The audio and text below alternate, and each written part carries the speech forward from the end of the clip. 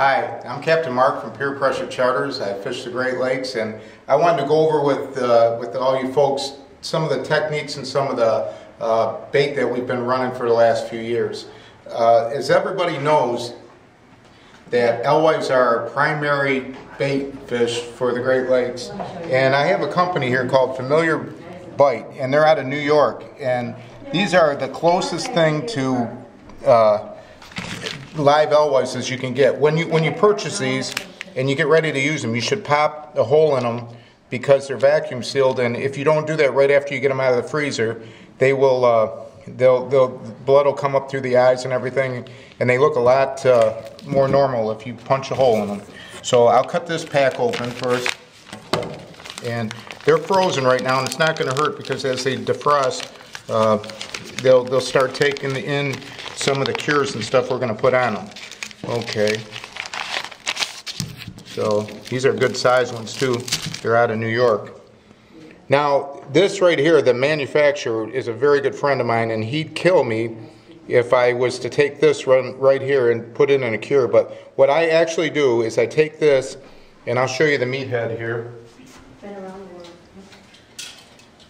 This is a meathead from him, and I will stick this bait in here, and you take a toothpick and you stick it in the back here, and you apply it all the way through. A little hard now, they're frozen, and you break it off,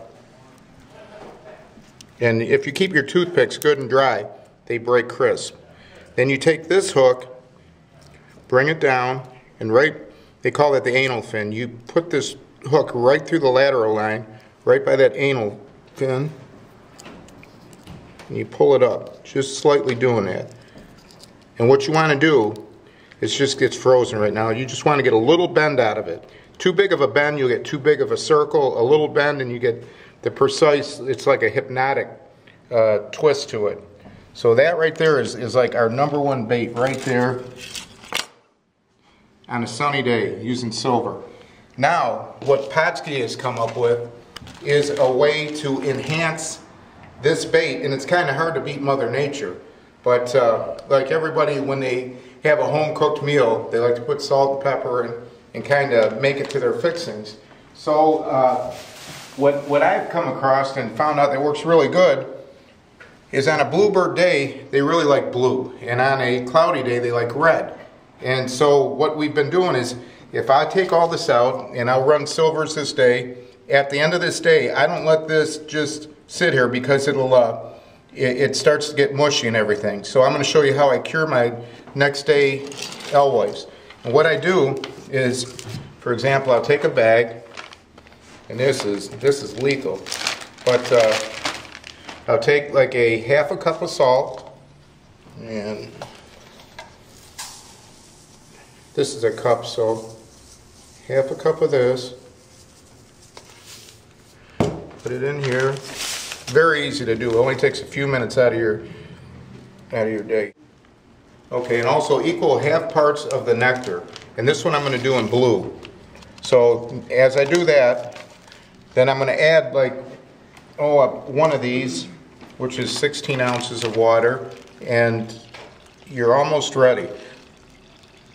Now another little thing, and I don't know where it is, but fish like garlic too a little bit, so I put just a little bit of garlic in there.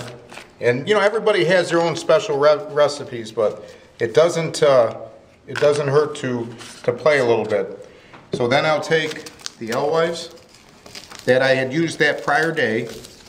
They're frozen right now, so they're a little hard to get to. And apply them in here. Come on out of there. And just seal this up, and you kind of shake it around. Now you put this in the refrigerator overnight, and they're ready the next day. And you do the same method, and you hook it up to this, and you can do it on here's my clear bluebird day along with the silver, and these alewives will actually turn blue, that the preferred color of the day that the fish are going after, spoons or whatever. And when your bite is over with in the morning on spoons and flashers and stuff, this continues to get fish throughout the day, and It's a really key to being successful for getting fish all day long. They don't stop on it, and the colors are many different colors to choose from, but here in this area, blue has been our best for a bluebird day, and like I said, red for being on a dark day. So if you try it once, you'll get hooked up with it, and you'll be experiment with all this too. But it's very easy. Equal parts salt with your color, and it's nectar, and then just add, like, you know, twice as much water with it, and you're ready to roll.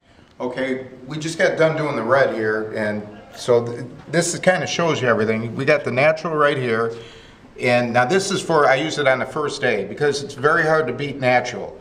The second day, after I come in, whatever I have left, I put in my bags of the red and blue, and I have also chartreuse. But not only does it preserve it, but with the salt, it helps make it tough because they really get soft after the first day. And as the color impedes and gets inside of these, it's also putting another scent in there with the garlic and all the natural fish components that Pautzke puts into the nectar. It does a really good job.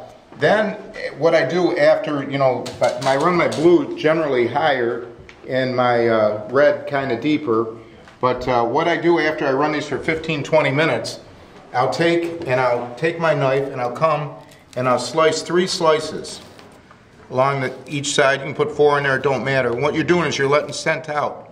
And all this red and all this blue is digging inside of these bait fish, and it's putting extra scent into the water. So, you know, a lot of people have a hard time using whole bait compared to using cut bait. But the reason is they're not getting that scent out of the fish, and Pautzke really does a good job at that. And